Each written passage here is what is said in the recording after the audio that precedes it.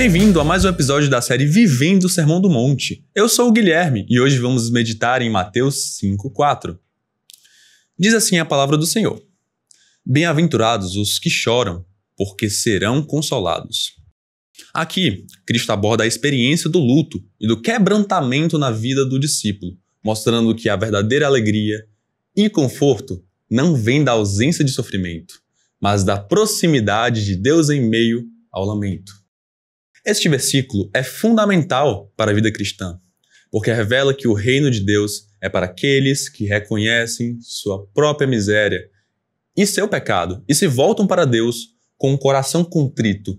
O choro, mencionado por Jesus em Mateus 5:4, refere-se a um tipo de tristeza espiritual, um lamento profundo, sincero pelo pecado.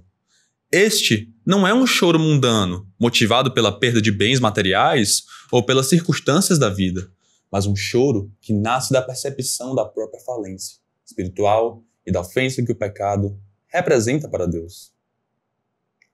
João Calvino, em suas Institutas da Religião Cristã, ressalta que o verdadeiro arrependimento inclui o reconhecimento da gravidade do pecado, que nos leva a chorar com sinceridade. Para Calvino, essa tristeza não é um fim em si mesmo, mas um meio de conduzir o cristão a uma comunhão mais íntima com Deus. O profeta Isaías descreve esse tipo de contrição. Em Isaías 66:2, mas para este olharei, para o pobre abatido de espírito, o que treme da minha palavra. Deus não despreza um coração quebrantado e arrependido. Ao contrário, ele se aproxima daqueles que reconhecem sua necessidade de perdão e transformação. Essa verdade é reiterada no Salmo 51:17, onde Davi declara: os sacrifícios para Deus são o espírito quebrantado, a um coração quebrantado e contrito não desprezarás, ó Deus.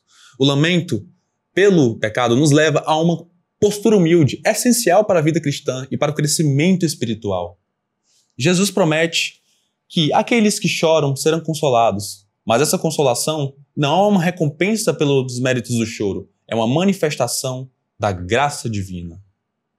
A consolação aqui mencionada é o próprio Deus que se aproxima e conforta aqueles que se arrependem.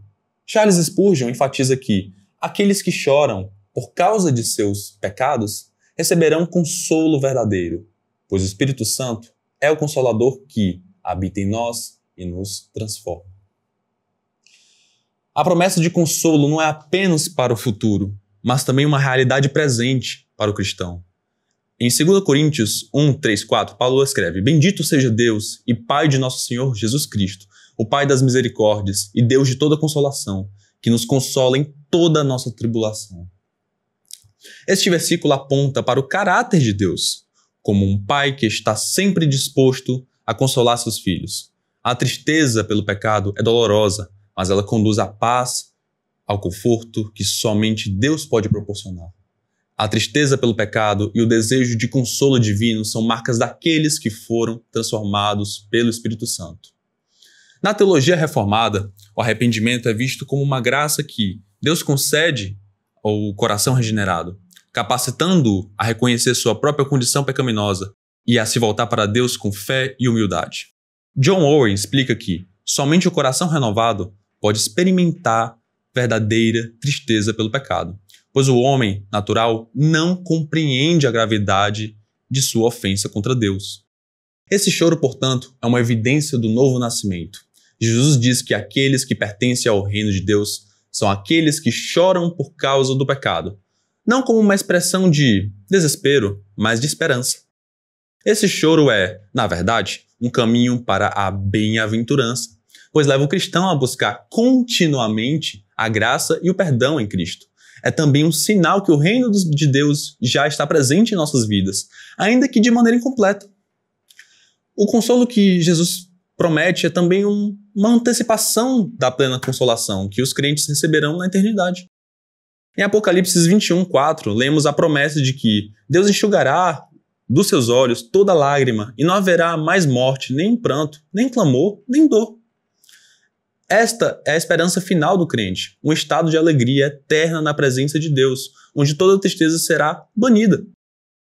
Matthew Henry comentando sobre essa passagem, afirma que os que choram agora por seus pecados encontrarão consolo na glória, pois Deus mesmo será o seu consolo perfeito e eterno.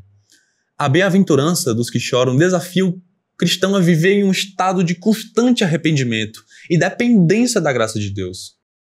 A tristeza pelo pecado não é um evento isolado na vida do crente, mas uma disposição contínua. Lutero, em suas 95 teses, afirma que toda a vida do crente deve ser um ato de arrependimento. Isso significa que o cristão é chamado a reconhecer diariamente sua necessidade de perdão e a buscar consolo em Deus.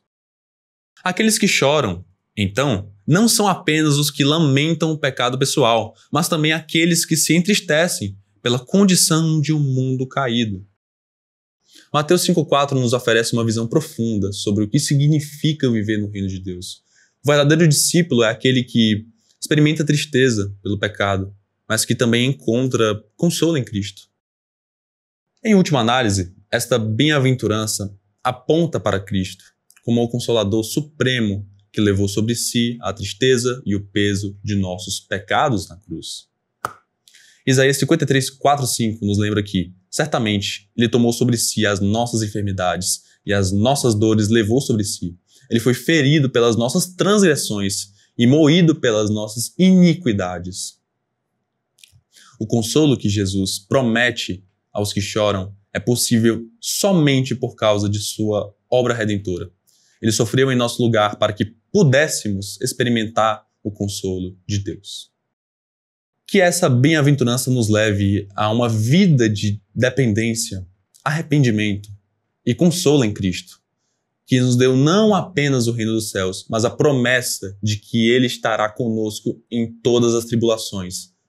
Esse foi o nosso episódio de hoje. Se você gostou, não esquece de curtir e compartilhar com os amigos. Até a próxima!